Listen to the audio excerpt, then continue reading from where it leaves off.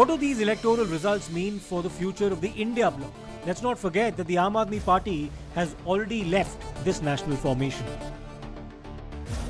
With the Congress choosing to desert the DMK in Tamil Nadu and express its support to Vijay's TVK, the president of TVK, Thiru Vijay, has requested the INC for support to form a government in Tamil Nadu.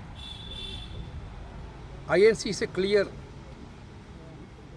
is clear that the mandate in Tamil Nadu is for a secular government committed to protecting the constitution in letter and spirit. The INC is determined not to have the BJP and the proxies run the government of Tamil Nadu in any manner. Thiru Vijay has spoken about drawing inspiration from Perum Thalaivar Kamaraj also.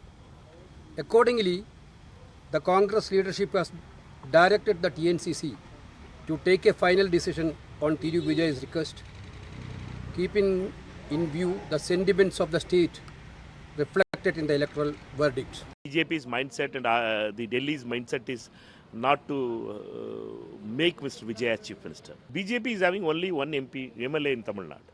With one MLA also, BJP is ready to do politics. Anyone that does not help Mr. Vijay fulfill the people's mandate, respect the people's mandate, they are actually betraying the people of Tamil Nadu. Governor is making time pass. So governor has to be very clear that he has to invite Vijay to form the government. BJP should not try to rule Tamil Nadu with one MLA. When governors become agents of the BJP, they do the bidding of the BJP. And whatever the BJP wants, the governments will do. what does the future hold for their association?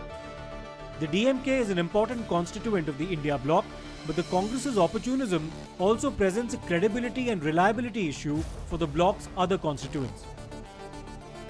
The Congress and the left are at loggerheads in Kerala but are part of the India bloc nationally. This in itself is a serious contradiction. And with the DMK describing the Congress's desertion as a betrayal in Tamil Nadu, with Rahul Gandhi slamming Mamata Banerjee for providing the BJP an opening in West Bengal, भाई और बहनों, ममता जी BJP के लिए बंगाल में रास्ता खोल रही है। यह सच्चाई है। सच्चाई है कि अगर ममता जी ने सही तरीके से काम किया होता, अगर ममता जी ने बंगाल के लिए काम किया होता, भ्रष्टाचार नहीं किया होता, आरजी कार्ड जैसे केस पर एक्शन लिया होता, तो यहां पर कोई बीजेपी का खतरा नहीं होता। how will all this also build up to the Uttar Pradesh elections next year, where Akhilesh Yadav will soon have to take a decision about whether or not to ally with the Congress?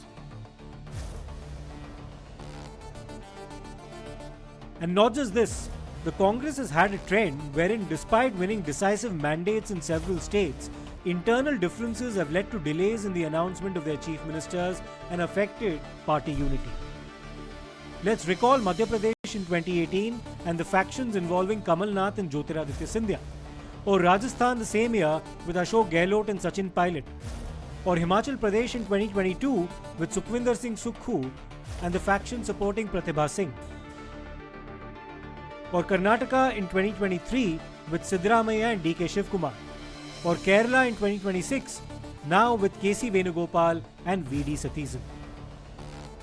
The lack of clarity, the arduous task of consensus building creating delays does not help the existing perception about indecision, hesitancy and questions about national leadership and the state units not being in sync. India prepares now for another round of state elections next year, but the churn is already in motion.